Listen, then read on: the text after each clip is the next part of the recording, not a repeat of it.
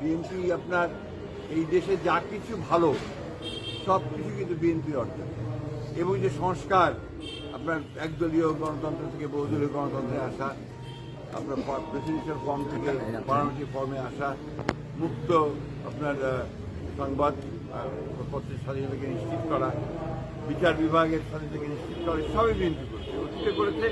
BNP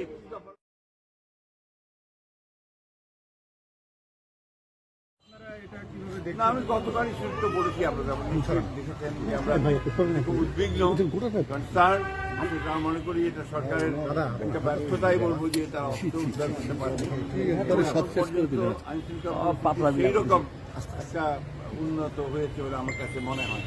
তবে আমি আশাবাদী, আমি মনে করি যে নির্বাচন চলাকালীন সবাই সেটা ইমপ্রুভ করবে আরো, এবং একটা ভালো অবস্থায়। বড় দুটি দলেই দেখা যায় আওয়ামী লীগের ভোটকে টানার জন্য একটা চেষ্টা চলছে, এবং বিএনপির বিভিন্ন সাংসদ সদস্য প্রার্থীরাও একদম